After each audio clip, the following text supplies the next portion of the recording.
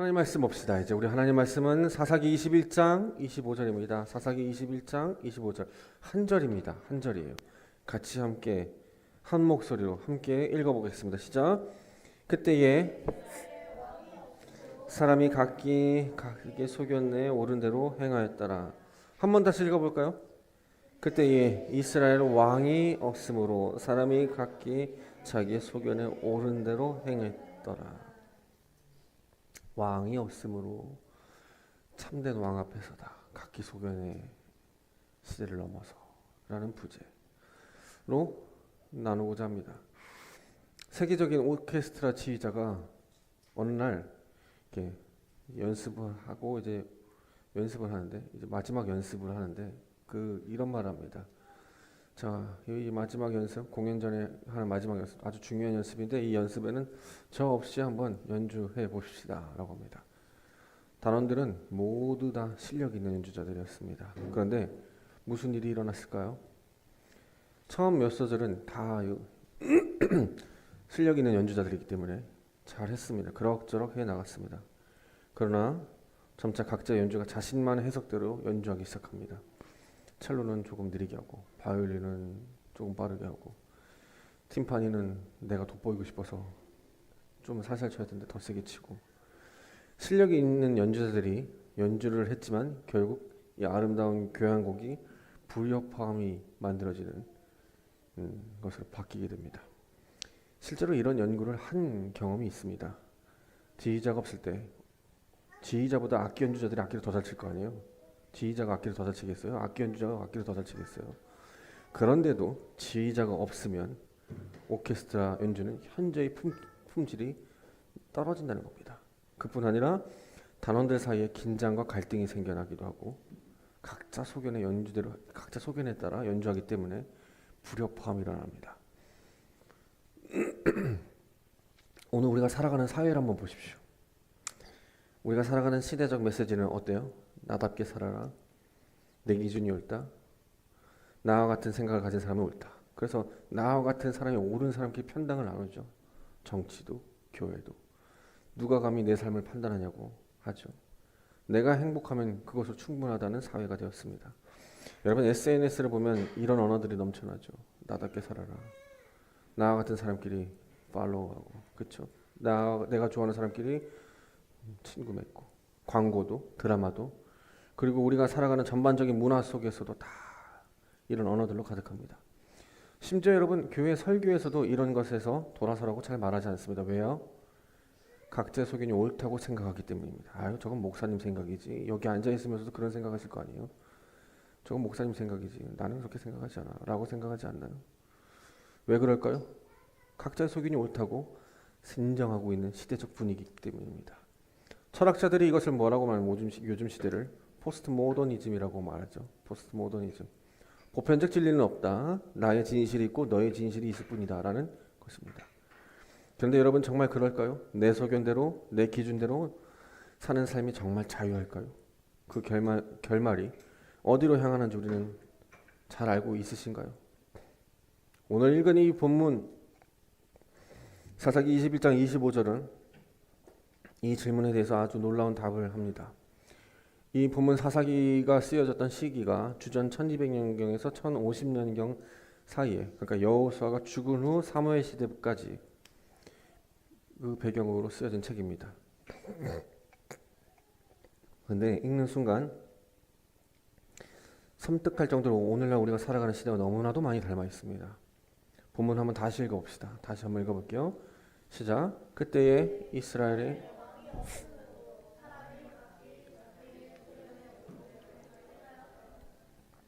한 번만 더 읽어볼까요? 시작.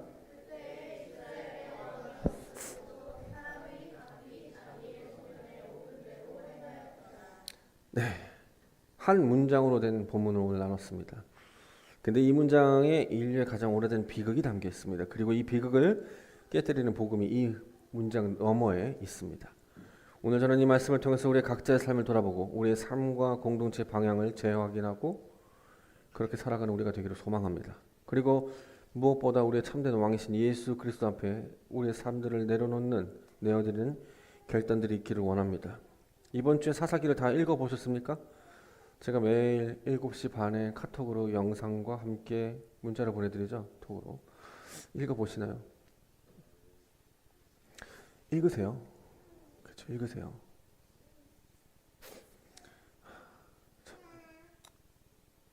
아니에요. 그만해야죠. 이제 더 말할 때가 안 되겠죠. 읽으세요. 읽으세요. 좀 제발 좀. 그렇죠. 그리스도인들 성경을 안 읽는다? 그럼 밥을 안 먹는 거 똑같은 건데. 어쨌든 읽으십시오. 사사기는 그 이스라엘 그 민족이 이집트 노예 생활을 탈출한 이후에 가나안 땅에 정착한 시대 이야기입니다. 그렇죠? 여기까지 이해하시죠? 다 읽었기 때문에. 읽으면 이해합니다. 그러니까 안 읽으니까 요거를 다시 설명을 해야 되는 거예요. 다시 설명을. 읽으세요. 하나님은 그들에게 놀라운 은혜를 베푸십니다. 홍해를 가렸어요. 광야에서 만나를 내렸어요. 요단강을 건넜어요. 가나안 성읍들을 다 무너뜨려 주셨습니다. 자, 이제 가나안에 들어왔습니다. 모든 것이 하나님의 은혜로 가나안에 들어왔어요. 다 그것들을 경험한 자들입니다. 사사기를 읽다 보면 반복적인 패턴이 계속 보입니다. 가나안에 들어와서 레위 지파를 제외한 11개 지파가 땅을 분배합니다. 땅을 분배하고 이제 그들이 어떻게 하면 하나님을 잊어버립니다. 죄를 짓습니다. 그리고 그 죄로 인해 고통을 당합니다. 고통을 당한 이스라엘 백성은 하나님께 부르짖습니다. 하나님께 부르짖음에 하나님은 사사들을 보냅니다. 사사들을 보내서 잠시 평화가 옵니다. 그러나 사사가 죽으면 또 그들은 하나님을 잊어버립니다. 이 사이클이 사사기 전체적인 흐름에 관통합니다. 기드온이 오고 드보라가 있고 입다가 오고 삼손이 와서 계속 사사가 오는데 이 반복적인 패턴만 계속 보여줍니다. 그런데 하향 곡선입니다. 점점 더 나빠집니다. 자, 마지막에는 아주 처참하게 무너집니다. 그리고 17장부터 사사기 17장부터 21장까지 이른바 사사기 17장부터 21장을 책에서 보면 에필로그예요. 마지막 부분, 마지막 장의 마지막 얘기입니다. 이 에필로그에 두 가지 충격적인 사건이 등장합니다. 하나는 미가의 신상 사건이에요. 미가의 신상 사건. 이스라엘 사람 미가가 여호와의 이름으로 신상을 만듭니다. 자, 미가라는 한 사람이 있었는데 그 미가가 여호와의 이름으로 신상을 만들어요. 자, 이 미가는 어떤 사람이냐면 에브라임 산지 출신의 이스라엘 사람이었어요. 그가 엄마 돈 은 1,100을 훔쳐갑니다. 근데 그 어머니가 뭐냐면 자신의 돈을 훔쳐간, 은을 훔쳐간 어떤 도둑이 있으면 그 도둑을 저주하는 거를 그 미가가 들은 거예요. 그 아들이 들은 거예요. 그래서 그 저주가 너무 무서웠나 봐요. 그랬더니 그 훔친 은을 다시 엄마에게 갖다 줍니다. 근데 어머니는 아들을 혼내야 되잖아요. 어머니 은을 훔쳐서 갔잖아요. 그럼 혼낼 거 아니에요.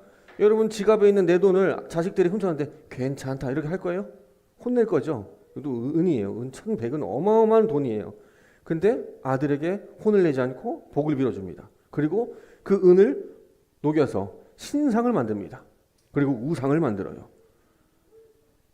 미가는 자기 집에 사설 신당을 세웁니다. 그리고 신당을 세우고 돈을 훔쳤던 그 미가를 거기에 제사장으로 세웁니다. 이후에 떠돌던 레위인들이 보고 그 레위인을 고용해서 자기 집의 개인 제사장으로 삼습니다. 제가 이거 11조 얘기할 때 많이 사사기를 인용합니다. 레위인들이 떠돌아다녔어요. 왜 떠돌아다녔어요? 왜 떠돌아다녔을까요? 각자 자기의 소견에 옳은 대로 헌금을 안 하기 때문입니다. 각자 자기의 소견대로 자신이 갖고 있는 10분의 1을 공동체에 내어드리지 않으니까 레위 지파가 어떻게 해요? 흩어집니다. 물론 레위 지파도 잘못했어요. 내가 하나님 돈이 없어서 이렇게 지금 전전긍긍해요. 그랬다 한들. 자, 그래서 어쨌든 미가의 집에서 개인 제사장으로 일을 합니다. 레위 지파들이. 그런데 어떻게 합니까? 그 신상을 앞에서 신상을 보고 뭐라고 말합니까? 여호와라고 말합니다. 여호와여라고 부릅니다. 자, 우상을 막 섬긴 아주 혼합주의적인 신앙을 보여줍니다. 그리고 그 집에서 제사를 집례한 레위인은 하나님이 복 주실 것입니다. 레위인이 그렇게 말합니다. 신앙을 자기 유익을 위한 수단처럼 여깁니다. 이후에 사사기 18장에서 단지파가 18장에 보면 단지파가 있는데 그 미가의 신상을 보고 와 저기 괜찮은데 해서 그 신상을 가지고 가지고 와서 단지파가 그거를 하나님이다라고 섬깁니다. 하나님입니다. 섬깁니다. 뺏어가서. 그래서 단지파의 종교로 세워요. 아주 이스라엘의 전반적으로 신앙이 얼마나 허약하고 왜곡된 것인지를 잘 보여줍니다. 요까지가 17장, 18장 얘기입니다. 자, 또 하나가 등장합니다. 레위인의 첩사건이에요. 레위인의 첩사건. 사사기 19장부터 사사시대 말기에 아주 도덕적으로 영적으로 완전한 붕괴가 이루어집니다. 이제 레위인의 첩사건이 뭐냐면 레위인이 있었어요. 한 레위인이 첩을 데리고 베들레헴에 갔다가 돌아오는 길에 첩을 데리고 첩을 데리고 돌아오는 길에 베냐민 지파에 들입니다. 그 베냐민 지파의 기브아에 머물게 돼요. 밤이 됩니다. 밤이 되니까 그 성읍에 불량배들이 집을 에워싸고 레위인을 끌어내라고 요구합니다. 이 부분을 읽으면 창세기 소돔과 고모라를 연상하게 만듭니다. 사실 그 정도로 타락했어요. 이제 어땠냐면 레위인이 첩을 데리고 베냐민 지파에 갔는데 베냐민 지파에 베냐민 사람이 아닐 수도 있는데 그 사람이 야, 너 나와. 레위인 나와 한 거예요. 근데 레위인이 겁을 먹은 거예요. 겁을 먹어서 어떻게 했을까요? 첩을 내보냅니다. 네가 나가. 너가 나가. 난 안 나가고. 첩은 어때요? 연약한 사람이에요. 여자예요. 야, 네가 나가라 해서 나갑니다. 나가서 어떻게 돼요? 폭행을 당해요. 폭행을 당합니다. 근데 폭행을 당했다고 하는데 윤관을 당했다라는 본문도 많이 있습니다. 자, 어쨌든 그렇게 해서 그 여자가 첩이 죽습니다.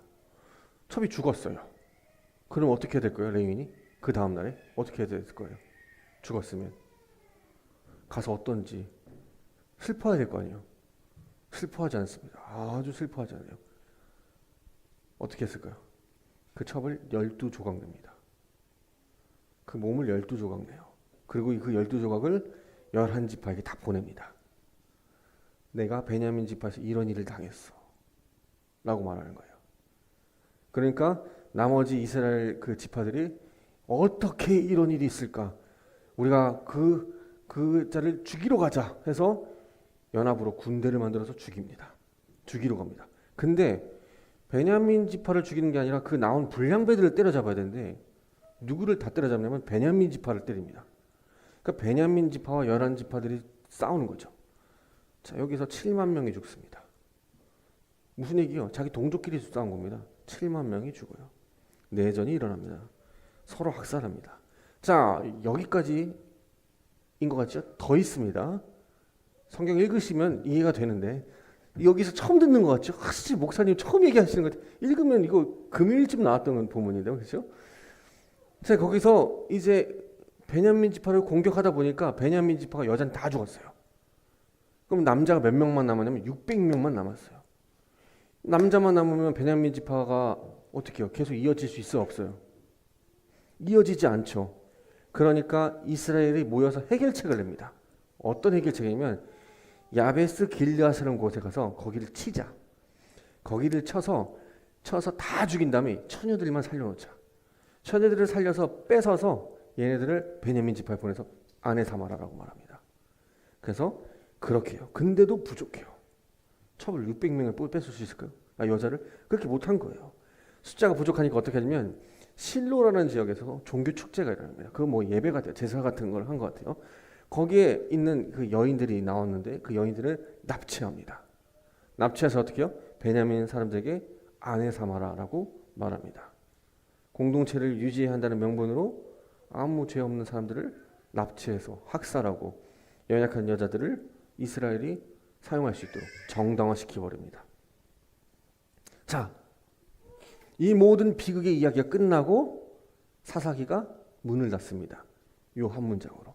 아까 본 읽은 문장으로. 그때에 이스라엘의 왕이 없으므로 사람이 각기 자기의 소견에 옳은 대로 행했더라. 단순한 역사적 기록이 아닙니다. 아주 신학적 선고고 하나님의 경고인 겁니다. 자, 그렇다면 오늘 읽은 이 본문 있죠. 이 본문이 한 문장으로 되어 있습니다. 히브리어로 아인 멜렉 베이스라엘이라고 합니다. 베이스라엘이라고 읽습니다. 한 개씩 한번 좀 읽어볼까요? 문장이 크지 않으니까. 아인이라는 게 있는데 아인 보이지 않나요? 빛 때문에. 아인이 뭐냐면 이스라엘에 왕이 없음으로라는 뜻이에요. 근데 이 아인이 뭐냐면 부재를 말하는 게 아니라 누가 없다라는 게 말하는 게 아니라 공허하다라는 말입니다. 아인. 비통하다라는 거예요. 뭐라고? 아인. 나는 공허하고 비통합니다. 이 단어가 어디에 쓰여있냐면 히브리어가 창세기 37장에 보면 야곱이 요셉이 죽은 사건을 죽었다는 소식을 듣습니다. 그 형들한테. 형들이 노예로 팔았죠. 그래서 아빠한테 뭐라고 말해요? 요셉이 어디 갔는지 모르겠어요. 죽었나? 그래서 야곱이 어때요? 내 아들 요셉이 죽었구나 라고 했을 때 아인 이렇습니다. 그가 없도다라고 할 때 그 아인이 뭐예요? 내 아들이 없어서 부지했다라는 게 아니라 내 아들이 없어서 나는 비참하다라는 뜻이에요. 비참하다. 공허하다라는 말이에요. 이스라엘에 왕이 없다라는 것은 그 이스라엘이 비통하다라는 겁니다. 이스라엘이 뭐다? 처참하다, 공허하다라는 선언이에요. 자, 그 다음에 각 사람이 자기 눈에 옳은 것이라고 할 때 여기에 야사르라는 단어가 있습니다. 왜곡된 옳음이라는 뜻이에요. 옳다라는 거예요. 이 단어 야사르라는 단어는 원래 긍정적으로 아주 좋은 단어입니다. 좋은 단어, 옳은. 이 단어가 어디 쓰이는지 아세요? 시편 25편 8편에 여호와는 선하시고 정직하시니 심히 좋도다 할 때, 옳다라고 할 때, 선하시고 할 때 그 야인입니다. 좋은 뜻이죠. 그런데 잘 생각해 보세요. 이 옳음이 누군가의 눈에 옳으냐는 거죠. 누군가의. 성경에서는 여호와의 눈에는 옳습니다. 그렇죠? 그러나 자기 눈에는 옳지 않을 수 있습니다. 자기 눈에. 문제는 누구의 눈이 옳은가 합니다. 누구의 눈이. 하나님은 옳죠? 그러나 죄 많은 우리는 옳게 볼 수 없죠. 만왕의 왕이신 야훼는 옳죠? 그러나 우리는 연약한 우리는 옳지 않죠. 그래서 잠언 14장 12절에 똑같은 말을 씁니다. 어떤 길은 사람이 보기에 바르나가 옳으나예요. 바르나가 옳으나. 어떤 길은 사람이 보기에 옳다, 내가 보기에 옳다. 그러나 뭐래요? 잠언이 그것은 사망의 길이다라고 말합니다. 옳음이 좋은 뜻입니다. 그런데 누구의 눈에죠? 자, 그 다음에 메이나이브라는 히브리어 단어가 있습니다. 그냥 이 뜻만 알시면 돼요. 그의 눈에라는 뜻이에요. 그의 눈에 보기 좋다라는 뜻입니다. 근데 이 단어 어디에 써 있냐면 창세기 3장 6절에 씁니다. 창세기 3장 6절이 뭐 어떤 사건이죠? 그렇죠. 선악과를 하와가 따먹는 장면입니다. 뭐래요? 하와가 선악과를 보고 뭐래요? 먹음직도 하고 보암직도 하고 탐스럽기도 하더라. 눈에 좋아 보이더라. 자기 눈에 좋대요. 그러면서 따먹죠. 그 에덴의 순간은 지금 이스라엘 전체 삶의 방식까지 따라옵니다. 하나님의 눈으로 의식하지 않으면 자기 눈에 다 좋아 보입니다. 개인의 눈에 좋으면 그만인 것이죠. 하와도 그랬습니다. 즉 내 눈에 보기 좋으면 하나님이고 뭐가 없는 겁니다. 결국 개인의 타락이 민족 문화가 되어버렸습니다. 사사시대의 타락은 에덴의 타락의 역사적 반복이고 심화입니다. 인간은 계속해서 자기 눈으로 판단하고 자기 욕망을 따라 행동합니다. 이것이 죄의 패턴입니다. 그래서 이것을 다시 해석하면, 오늘 본문을 다시 읽으면 제가 이렇게 읽을 수 있겠다 생각됩니다. 이스라엘이 왕이 없어서 공허했습니다. 자, 다른 말로 이스라엘은 공허했습니다. 그래서 각 사람의 눈에 지속적으로 반복적으로 옳은 것을 행하고 있습니다. 라고 하고 문장이 끝납니다. 그리고 사사기가 끝나요. 그렇습니다. 당시 구약에서의 왕은 단순한 정치 지도자가 아니죠. 이스라엘 왕은 하나님의 율법 곧 토라를 평생 옆에 두고 하나님의 통치를 이 땅 가운데 대리하는 왕입니다. 왕은 하나님인데 이스라엘 왕은 진정한 왕이신 하나님의 뜻을 중개하는, 이 땅에 펼쳐내는 존재입니다.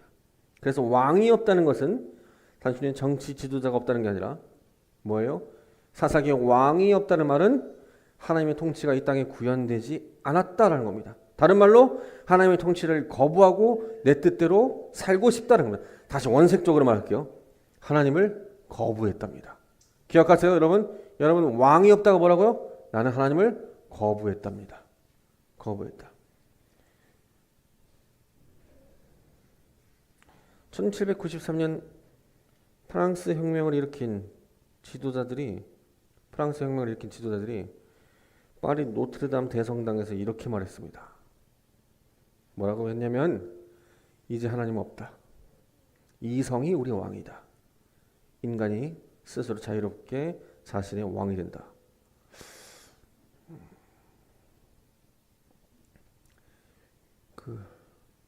이거 누가 말한 건지 모르겠네. 나는 생각한다. 고로 나는 존재한다.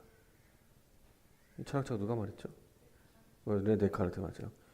이 일이 일어나부터 완전 인문적인 사회로 바뀌었죠. 어때요? 나는 생각한다. 고로 나는 존재한다. 생각하니까 존재한다. 내 생각은 옳다. 여기까지 흘러갑니다. 그렇죠? 그러면서 프랑스에서 이렇게 말합니다. 혁명가들이 하나님 없다. 이성이 왕이다. 내가 생각한다.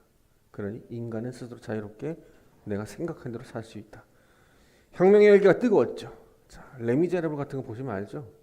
혁명의 열기가 뜨거워요. 그 혁명의 슬로건이 뭐죠?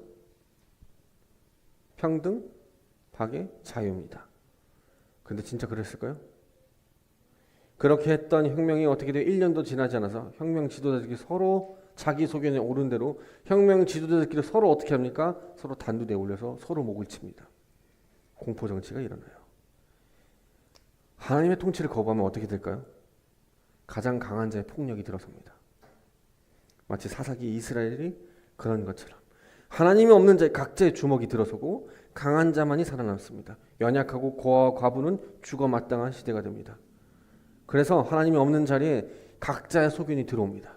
각자의 안목이 우리 마음의 중심에 또아리를 틀고서 그것이 점점 자라서 어떻게 하냐면 육신의 정욕, 안목의 정욕, 이생의 자랑입니다. 요한 1서 2장 16절. 그렇죠? 육신의 정욕, 안목의 정욕, 이생의 자랑. 이게 뭐 같아요? 선악과 얘기하는 거예요, 요한이. 보암직도 하고 먹음직도 하고 탐스럽게 하리라. 요게 그대로 이어가서 예수님을 사단이 시험한 거와 동일한 겁니다. 권력과 명예와 풍요를 말합니다. 자, 왕이 없으니까 자기 소견대로 살고 자기 소견이 가장 논리적이고 감정적이고 감동적으로 생각합니다. 하나님의 말씀과 그 말씀을 통한 질서와 공동체의 기준보다는 각자의 기준이 자리를 채우기 시작합니다. 그런데 그 무서운 것은 각자의 소견이 옳다고 말합니다. 미가는 신상을 만들어서 이렇게 말합니다. 신상 앞에서 여호와 하나님이여 내가 당신을 사랑합니다. 여호와 하나님이여 나는 주님을 예배합니다. 찬양합니다. 그 신상 앞에서. 그렇습니다. 각자의 소견 안에서 각자는 옳습니다. 이것이 죄의 가장 무서운 겁니다. 그런데 여러분은 해당되지 않는 것 같죠? 이게 각기 소견에 옳은 대로 사는 것은 불신자들만의 얘기 같나요? 아닙니다. 제가 설교문을 쓰다가 더 원색적으로 막 얘기를 하는데 싹 지웠어요. 교회 안에서도 각자의 신앙 스타일 있죠. 각자의 신학 해석 있죠. 각자의 예배 취향 있죠. 그거 교회 안에서 말하지 마십시오. 공동체를 갈라놓습니다. 내 찬양 스타일이 교회 기준이 되어야 하고 내 신학이 맞고 다른 사람의 신학은 다 틀렸어. 내 의견이 옳고 다른 사람의 의견은 틀렸다고 생각합니다. 내 의견이 수용되지 않으면 떠나겠다고 말합니다. 이게 사사기 구조가 오늘 교회 안에 얼마든지 반복될 수 있다는 걸 보여줍니다. 여러분의 소견이 옳은 것이 아니라 하나님의 말씀이 옳은 거죠. 여러분의 기준이 옳은 게 아니라 하나님의 기준과 질서가 옳은 겁니다. 만약 자신이 옳다고 우긴다면 교회가 아니라 여긴 전쟁터가 될 수 있다는 걸 기억해야 됩니다. 오늘 이 자리에서 한번 정직하게 자신에게 물어보십시오. 지금 내 신앙에서 기준이 되는 게 뭐냐는 거죠. 하나님의 말씀이십니까? 아니면 내 감정입니까? 찬양이 감동적이지 않으면 예배가 은혜가 안 됩니까? 설교가 내 필요를 채우지 않으면 좋은 설교가 아닙니까? 제가 몇 년 전에 교회 갔다가 어느 교회 갔는데 집회를 갔다가 목사님들하고 갔어요. 일단 집회 목사님인데 앞에 있는 어떤 믿음이 좀 오래되신 것 같아. 근데 그런 얘기를 하시는 거예요. 그런 말 하면 안 되는데. 야, 오늘 설교 너무 은혜는 데서 헌금을 10,000원밖에 못 하겠어. 여기 지금 여러분 뭐야? 그 뭐 평가단입니까, 여러분들이? 아니잖아. 저 목사님 졸리면 헌금을 10,000원 하고, 저 목사님이 박장대소하게 웃고 즐기게 해주면 한 50,000원 내실 겁니까? 아니죠. 다 각자의 소견에 오른 대로 예배를 평가하는 시대, 사사기의 시대, 신앙입니다. 그런데 이 사사기 21장 25절 이 말씀이 여러분 한 번만 나온 것 같습니까? 17장에 그 에필로그 17장부터 시작하는 21장까지 4번 등장합니다. 17장 6절에도 왕이 없으므로 각자 자기 소견에 오른 대로, 18장 1절에서도 이스라엘은 왕이 없다, 19장 1절에도 이스라엘은 왕이 없다, 21장 25절 오늘 읽은 부분도 왕이 없어서 각자 자기 소견에 오른 대로 살았다라고 말합니다. 왕이 없어서라고 말하는 이 본문이 처음부터 말한 게 아니라 처음부터 끝까지 반복적으로 계속 나타납니다. 아주 의도적으로 이 저자는 계속 반복적으로 왕이 없다고 말합니다. 오늘 읽으면 이렇게 들립니다. 이스라엘 왕이신 하나님을 이스라엘은 버렸다라고 합니다. 계속 의도적으로 말합니다. 저자가 뭐라고요? 너희는 하나님을 버렸다. 너희는 하나님을 버렸다. 너희는 하나님을 버렸다. 너희는 하나님을 버렸고 결국 너희는 네 뜻대로 산다가 계속적으로 반복적으로 나타나는 겁니다. 너희는 하나님을 떠났다. 너희는 비참하고 공허하다라고 말합니다. 근데 말씀을 자세히 읽어보면 17장부터 하나님은 등장하지 않습니다. 1장부터 16장까지는 원래 이렇습니다. 자, 가나안 땅에 들어왔어요. 근데 이제 하나님을 잊어버립니다. 죄를 짓습니다. 고통이 옵니다. 그러니까 하나님 용서해 주십시오 합니다. 그러니까 하나님이 은혜를 베풀어서 사사를 보냅니다. 잠시 평화가 옵니다. 다시 사사가 죽은 뒤에 다시 죄를 짓습니다. 다시 망합니다. 고통이 따릅니다. 하나님 주여 죄송합니다. 그러니까 사사를 또 보내줍니다. 그러니 다시 잠깐 평화가 옵니다. 또 그러더니 나중에 어떻게 합니까? 죄를 짓습니다. 고통이 옵니다. 계속 반복적으로 합니다. 그런데 17장부터는 하나님이 아예 등장하지 않습니다. 나타나지 않아요. 왜 그럴까요? 왜 안 등장할까요? 하나님을 부르지 않습니다. 하나님을 부르지 않는다고요. 그들은 완전히 하나님을 버렸습니다. 자신이 얼마나 비참한지, 자신들이 얼마나 여기에서 왔고 어떻게 왔는지, 구원됨이 어떤 건지 다 잊어버린데 하나님을 부르지 않습니다. 고통 중에 있고 얼마나 처참한 상황인데도 하나님을 부르지 않습니다. 각자 자기네 속에는 옳다고 생각하면서 살아갑니다. 그런데 여기서 멈춰서는 안 됩니다. 하나님이 침묵하시는 것 같은데 이스라엘을 버리시는 것이 아니라는 것을 보게 됩니다. 하나님은 한 번도 등장하지 않는데 하나님은 그 언약을 맺었잖아요. 그 언약을 맺은 게 뭐예요? 결혼했잖아요. 이스라엘과 난 너를 버리지 않을 거야. 끝까지 절대 버리지 않을 거야. 근데 하나님은 침묵하지만 사사기 다음 책이 뭘까요? 룻기입니다. 룻기 1장 1절에 이렇게 말하죠. 사사들이 치리하던 때에, 암흑기 때에 룻기가 시작됩니다. 가장 어두운 시대에 이스라엘 여인도 아닌 이방 여인 모압 사람 룻을 통해 하나님은 그 언약적 사랑을 이행하십니다. 그리고 비로소 룻기의 마지막 단어는 다윗으로 끝나고 왕이 없다는 탄식에 대한 하나님의 응답이 그 어둠 속에서 이미 준비되고 있습니다.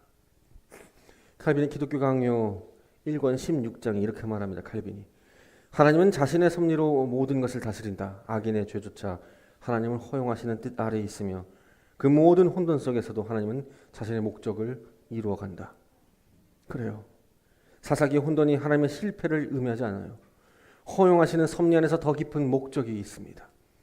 하나님은 사사기 어둠 속에서 결코 멈추지 않고 오히려 가장 낮은 곳, 가장 낮은 자를 통해 구속의 씨앗을 심고 계십니다.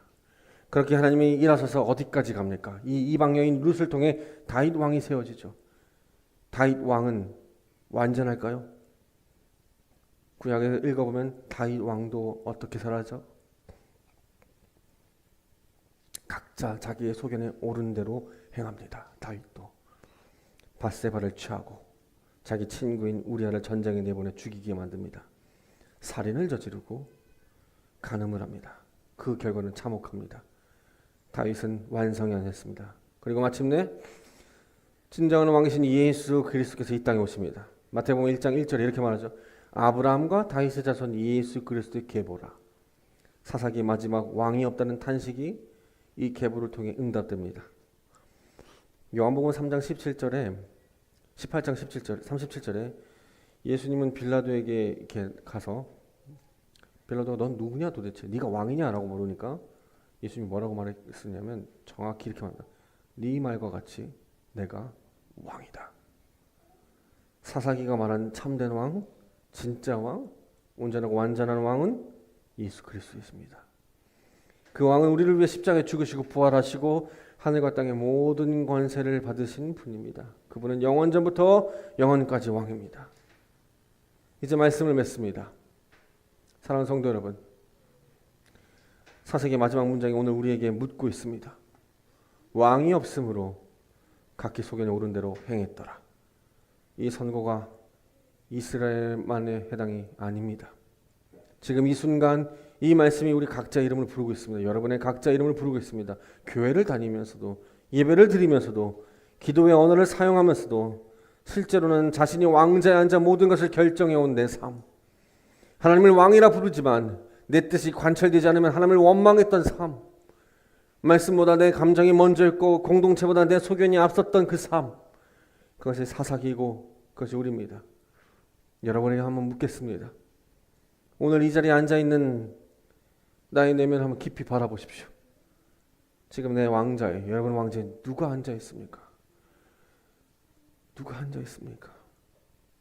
하나님의 뜻보다 내 뜻이 더 중요하게 느껴지는 영역이 있으십니까? 말씀 앞에 무릎 꿇기보다 내 논리와 감정으로 말씀을 해석해온 영역이 있으십니까? 겉으로는 신앙이라면서도 안으로는 자신이 왕이라면 그렇게 살았던 그 이중성을 오늘 하나님 앞에서 정직하게 직면하시기를 바랍니다. 사사기의 이스라엘은 끝내 그 직면을 거부합니다. 그래서 비극은 반복됩니다. 미가의 우상은 치워지지 않고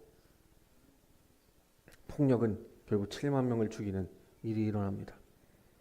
자신의 소견이 옳은 대로 확신했기 때문에 회개할 이유를 찾지 못합니다. 여러분 이게 얼마나 무서운 얘기인 줄 아세요?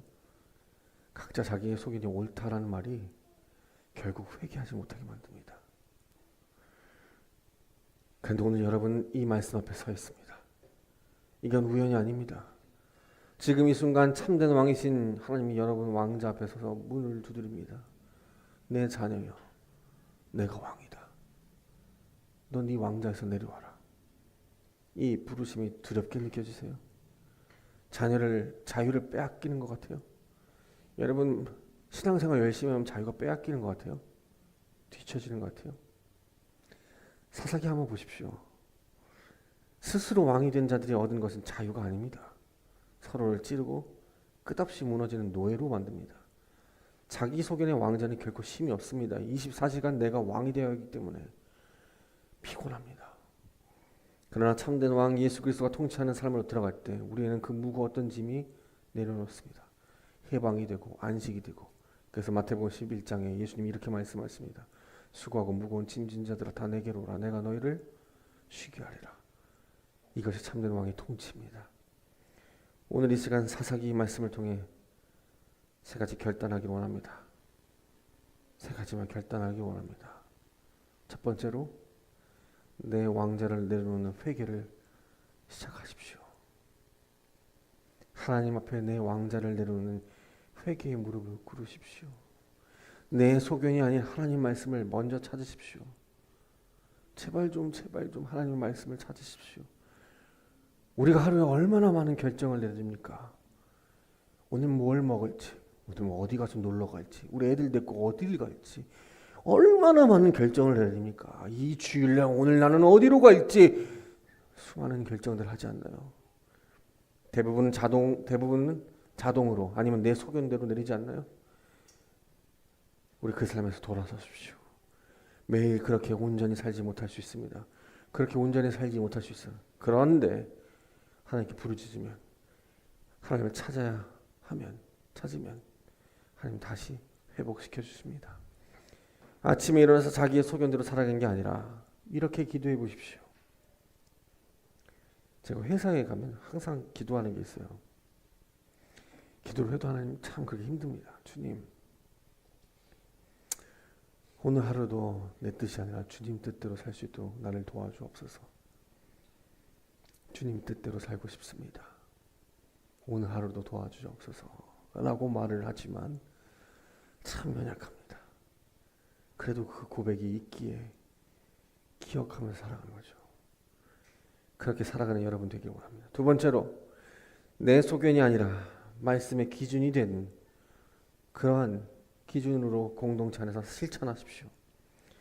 사사기의 이스라엘은 각자 소견으로 서로를 무너뜨립니다. 하나님의 말씀은 사라지고 예배도 자기 취향대로 자기 마음대로 행합니다. 하나님 말씀을 듣기보다는 내 뜻을 듣고 싶습니다. 여러분 많이 그렇잖아요. 많이 그렇잖아요. 내가 아는 신학교 교수님 이런 말씀하시더라고요. 한국 교회의 많은 교회는 말씀을 얘기하는 게 아니라 자기 개발 얘기한다고. 내 뜻 듣고 싶은 거 아닌가요? 목사님 내 뜻을 정말 어떻게 저렇게 잘하실까? 이거 듣고 싶은 거 아니에요? 야, 역시 목사님 쪽집게다 이런 것처럼. 각자의 소견을 서로를 무너뜨리고 죽이기까지 합니다. 성도 여러분, 우리는 교회에 부름받은 자녀죠. 우리는 이곳에서 각자의 소견이 아니라 하나님 뜻으로 살아가기 원합니다. 내 소견이 옳은가를 증명하는데 너무 많은 에너지를 쓰지 마십시오. 내 감정이 옳은가를 해명하는데 더 많은 힘을 쓰지 마십시오. 하나님 말씀을 듣고 묵상하고 공부하는데 많은 에너지를 쓰십시오. 여러분 제발 부탁이에요. 말씀 좀 보세요. 제발.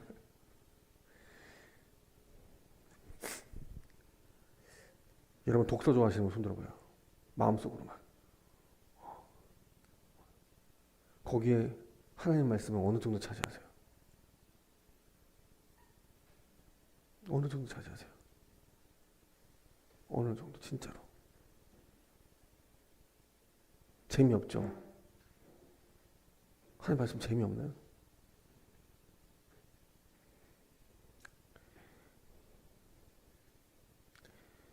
우리가 우리 소견에서 벗어나기 위해서는 이 말씀밖에 없다는 걸 기억하셔야 됩니다. 세상 책도 유용하겠지만 여러분, 하나님 말씀이 여러분을 살립니다. 저와 여러분과 이 공동체를 살리는 게 하나님 말씀입니다. 세 번째로, 하나님의 침묵 앞에서 신뢰로 인내합시다. 성도 여러분, 인생 살아가는 건 참 많이 힘들죠. 자녀 키우는 것도 힘들고, 이 세상에 돈 벌어가는 것도 힘들고, 세상의 유혹에 넘어지지 않으려고 참 버티는 것도 힘들고, 일을 해나가면서 신실하게 살아가는 것도 힘들고, 병으로 고통 속에 있는 것도 참 힘들어요. 내 뜻대로 되는 것이 없어 답답하고 화도 나고 서글프기도 하죠. 그런데 이런 인생에 하나님은 아무 답도 안 하시는 것 같으시죠? 여러분, 그러나 신실하신 하나님을 신뢰하십시오. 하나님 우리를 구원하셨고 이 고난과 고통 속에서 우리를 영원한 하나님 나라로 이끄실 것을 믿으십시오.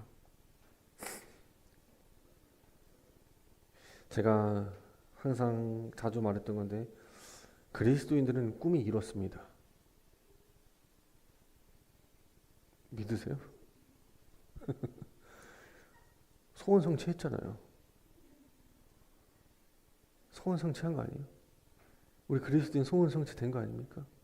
그렇게 믿으며 살아가는 거 아니에요? 아니에요, 여러분들? 소원 성취가 뭐예요? 부자 되는 거예요? 우리 부자예요. 세상이 따라올 수 없는 부자라고요.